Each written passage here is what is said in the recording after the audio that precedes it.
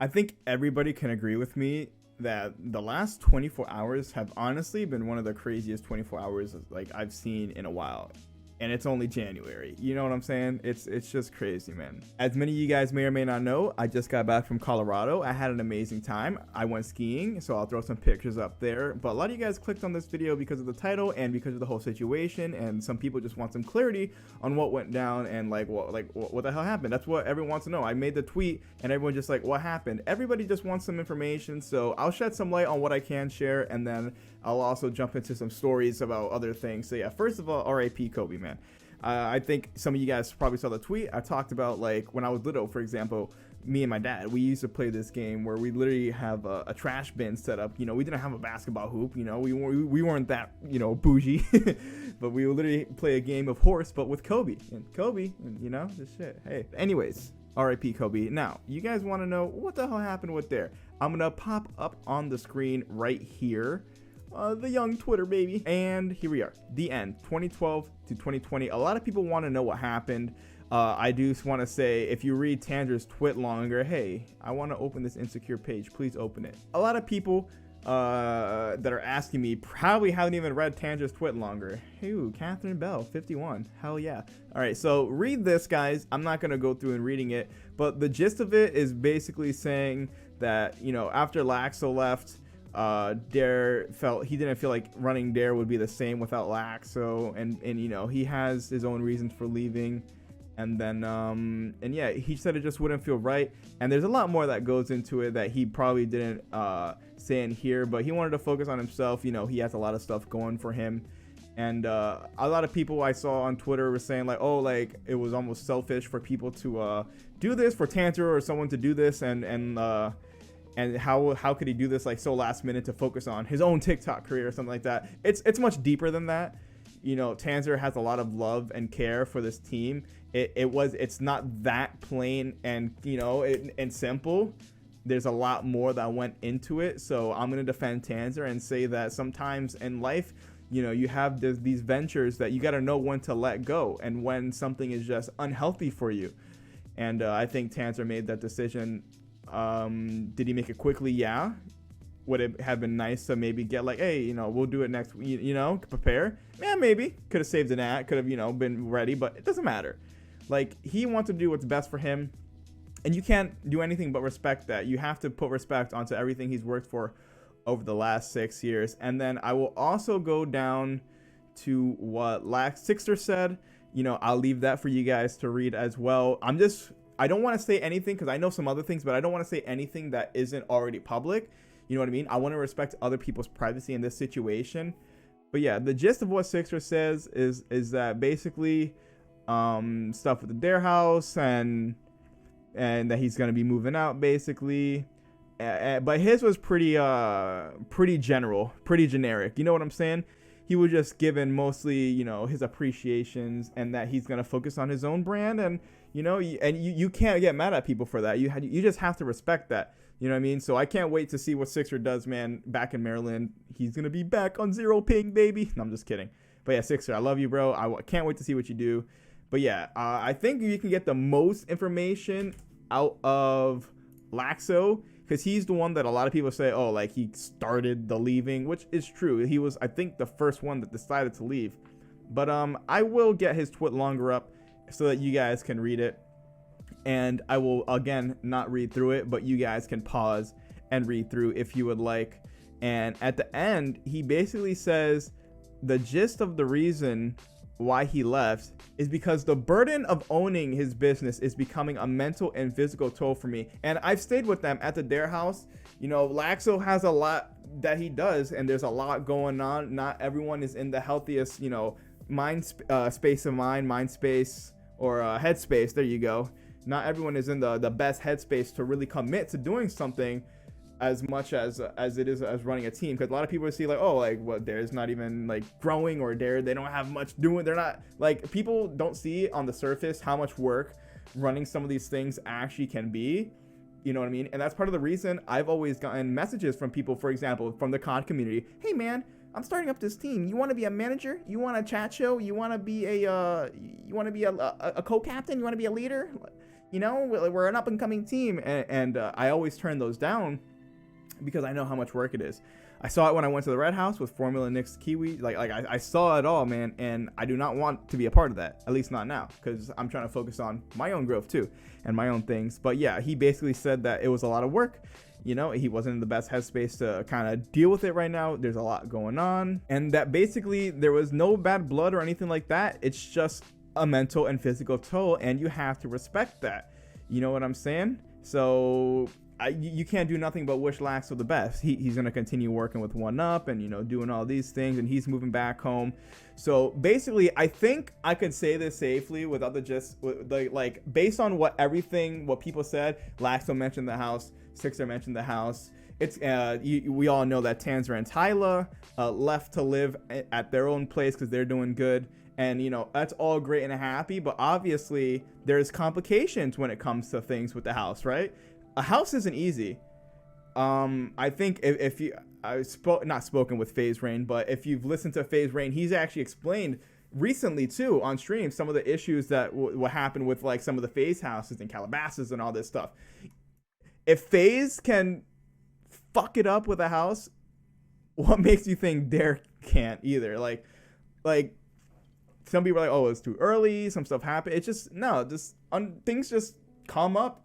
You can't do anything about it, and stuff just doesn't work. So I think stuff revolving around the house did occur, not drama wise, but just, you know, it's complications, regular life complications. Having a house is not the easiest thing. So yeah, you heard Laksoh mention that he's moving out. You heard Sixr mention that he plans to move out. We all know Tyla and Tanzer moved out. So when all those things kind of happen, you get complications, and of course I think that contributed to part of why everything happened. But I think overall the gist is that this shit's hard, and you're going for 6 years plus committing to something. It can be hard, man. You guys don't see it, but on surface level it's like, all right, whatever. But when you really dig into it, it's like, man, that really was a lot of work, a lot of torture. You know, I made the same COD trick shotting. I hit an insane trick shot across the map, exclamation point, Call of Duty this game title trick shotting with a clip gone wrong in the hood. Like, I've made just kidding, but I made those same videos since 2010. You know, my Twitter bio says pretty nice on the stick since 2010. I've been in this shit for a while, and I do want to say thank you guys. Like, looking at these tweets right here, there was like a lot of people just this is the first time I'm seeing so many of these, but like a lot of people were saying like, I got you, like, hearts and good luck and everything like that. Still love you, homie. Like, I appreciate all you guys, honestly. I really do. Like, I know I'm not as enthusiastic as I normally would be, and I'm not sad at all, by the way. I'm just chilling. I'm chilling because I know what I could do in the future, and I know what I'm gonna do with my channel and everything like that. You know, I just talked to Mel on FaceTime for like 2 hours. Thank you, Mel. But yeah, a lot of people saying join Ion. I'm not gonna join Ion. I'm chilling. All right, guys, I'm chilling. You know what I mean? At least for now. I'm chilling for now. Ion, I love Sean. He's doing great things with Pluto. I know now all this Warp C situation with Ion. Like I don't even know what happened, bro. I was so consumed in this, and I literally tweeted like, dude, what's happening? I'm so confused right now. And then everyone's like, something about Warp C, and I'm just like, wait, what are y'all talking about? I didn't even see the Warp C situation. Like, I literally hadn't seen the Warp C situation when I tweeted that, and all the replies were about Warp C. I'm like, no, I'm not talking about that. And I was so confused. But man, oh man, it's been a crazy day, bro. And I think I explained enough of what you guys really came here for. Was an explanation of what happened with Dare. I showed you guys the twit longers. I explained the house situation, that things fell through, and that everybody just reaches a breaking point mentally when you're committing so long to something. That's why everyone quit trick shotting. I did it for freaking 7, 8, 9 years. You know what I'm saying? Like, it gets hard, bro. And then I started making these Fortnite videos. You know what I mean? And as I expected, and this is gonna kind of bridge into like a different discussion point that I'll bridge into. And look at these. I think you could genuinely tell how fake a lot of these COD videos were, even though they were getting thousands of views, 4,000, 3,000 views, whatever. And then you could say, man, even this one, when I said it's time for a change, moving on, all right, good. And then I took a break. I was like, man, this is a big decision. And then I started making Fortnite videos. 466, 358. And a lot of people are like, doesn't that get you down? Doesn't make like getting a quarter of your ratings get you down? Not really. A lot of people really like seem to think that, but what gets you down is not being able to do what you love. And I think you can tell by my consistency, uploading almost every other week sometimes, that things got tough. The 15th, the 18th, then I waited all the way to the 24th, and then I did okay. But then I was like, nah, and then I waited again till December, and then I did okay. And then I took a month off after I made my it's time for a change moving on, because I was almost scared to commit to the change. But I'll get into a story. A lot of you guys know that I went to the Red House and I stayed with Kiwis, Nicks, Formula, and Random. You know, now they're in LG and everything like that. And let me see, where's Formula? And so right here, we actually made a joke, or he made a joke. I think now is a good time to announce I'm restarting Red Reserve. Obviously, he's joking. Even when he says psych JK, unless obviously they're joking. They're doing amazing on Fortnite in Luminosity. They are killing it. Now, this right here is something I'll never forget. Gandhi made the Red House series, and in the season finale, I was actually in the season finale. There's me. There's Formula just chilling there. There's all the house guys. Oh, that's with Crypt. That's when Crypt was there. But yeah, Nick and Formula and Random had just got his dog when I was at the Red House. It was an amazing time. It was really an amazing time. It was one of the best weeks, honestly, just being there, seeing how they grinded. And at the time of me going to the Red House, they were, I'm going to say they were at an all-time low. It was right when they were kind of making that switch to Fortnite. And just like me, they were getting 1/4, 1/5 of their average ratings. You know what I mean? And it comes to show, especially with Formula, seeing how he was the smallest, now he's one of the biggest, how if you know what you're doing and you want it bad enough, you can't fail if you never stop trying. And he never quit, and he just kept making videos. And now look at where it's got them. They're all living their best life. They're financially stable. They've got an amazing fan base. They make videos all the time, and they're not really problematic or in any drama. They just kind of do their thing, stick to themselves, head straight, do what they gotta do, and grind out their videos. And that's what I'm gonna be doing, honestly. And man, that's so cool. Like, almost like we grew up watching them. You know what I mean? Like I would watch the Red House videos, and now there I am in the Red House season finale. I'm part of that history forever. But the dark side of it, and I don't think I've explained this in detail, is how much work it took to even get to that point. And then what happened after. A lot of you guys might be familiar with what happened, but shortly after I was at that Red House, like a week after I left, you all know that like they all pretty much left, and Red went downhill from there. Kiwis, Formula, Nick, Random, and Gandhi, they all left. And I knew that was going to happen when I left the Red House before anyone else did, even before some other Red members knew that was going to happen. I knew that Random was planning to leave, and then shortly after that, the rest of the Red House unexpectedly followed. And I'm not going to be emotional, but it was... imagine working for like years of your life to accomplish something and get to go and stay and become friends with the people that you essentially looked up to. I didn't really like, I wasn't like an idolizer, but like, you know, these guys were doing what I wanted to do. You know what I'm saying? It was like that. So imagine you work for years and years and years and years. It truly was years, and it was a lot of sacrifice. Imagine you sacrifice years of your life, and I'm not saying I sacrificed everything. You know, I was able to maintain a healthy balance with like my friends and, you know, my training and everything like that. But years of work just to achieve one simple goal, only to have it stripped away. I mean, like tore out of your heart, kind of stripped away. Only to have it stripped away just like that, and that's it. It was over. We tried our best, you know, hashtag redemption and all this stuff. Redemption, get it? And I came up with that title, and we made a Team Taj, and, you know, we tried our best. But when the face of your brand is gone, and you get all that hate and all that backlash, it's just messed up. And I'm not gonna go through the whole story of what happened with Red. You guys probably know it. If you don't, you can go back and watch why I left Red. Just put that on YouTube. It'll pop up with like so many videos of why we all left Red. And it sucks, man. But you can look at them as inspiration to see even at their lowest point, they had switched to Fortnite. Just like me, they had a quarter of their ratings. They were about to lose their house. Formula lost his team. They lost their team to investors and bad relations. And then they all moved out and it was going bad. Eventually they found their way into Obey. They stayed consistent. A couple of videos popped off. They joined Luminosity. They're getting millions of views, millions of dollars, millions of subscribers, and now they're living their best life with Lambos up in the mansion in Orlando, man.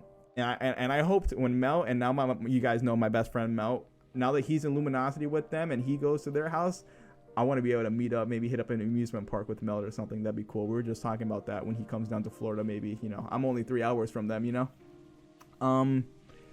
Either way, put yourself in that position where you work for years and then only to have it stripped. And then I found my way back to Dare Fam. And I went back to them, not because of numbers or the team or the name, just because they're my family. You know what I mean? When I joined Dare, or like right after I joined Dare, I went to the Dare house. I freaking went to the Dare house, bro. And I stayed with them and it was, oh man, it was amazing, bro. I love every single person in the Dare house. And then, you know, they supported me. I was doing my own thing. They supported me. I had a group of people that really I called family. Sixr especially. When everything happened with that, it felt like losing part of your family. It really did. Because you say to yourself, oh, it's 4 letters in front of a name. It's not gonna really make a difference. You know what I mean? But the truth is, we all know it does a little bit. We all know that it'll make a little bit of a difference, right? I wanted to really emphasize that there's a lot of loyals that still stuck around. I mean, I guess that's it, man. I just wanted to emphasize that there's all these loyals that stuck around, man. You know how many people 536 is? It's a lot of freaking people. You know what I'm saying? Like, that's a lot of freaking people. And yeah. When I switched, I think you can clearly tell how much happier I was just by watching the videos. Like, you really were able to tell just the difference, the night and day difference, the amount of time I spent putting work into them. And like, I'm smiling just watching that, bro. I hadn't made a video where I was like genuinely happy and laughing watching it back in forever. Like, look at how much like effort and like how much time and how much fun. Like, I think you could tell the difference. Controller player, you could tell the difference between like my enthusiasm. Like, you could look at that, man. You could tell the difference, man. And even in the consistency, you could tell the difference. Now, obviously, because I went to Colorado 6 days ago, my last upload was 6 days ago. But right when I switched, January 11th, January 13th, January, that should have been the 15th, but I uploaded late. So that should have been still on schedule. But anyways, right after that, 16th, 18th, 20th, I told myself I'm sticking to every other day, and I did. And now that obviously I'm back in town, I will stick to every other day. You know what I mean? I hope my next video after this can be a funny ass video that I make with Mel, because I've got so many ideas. But yeah, I think for the loyals that actually did stick around, you know, I'm not gonna let them down. I think it's very evident that I am years invested into this, and hey, this is what I'm gonna do. You know what I'm saying? Like, that's it. I like the shit. Like, I'm not really worried.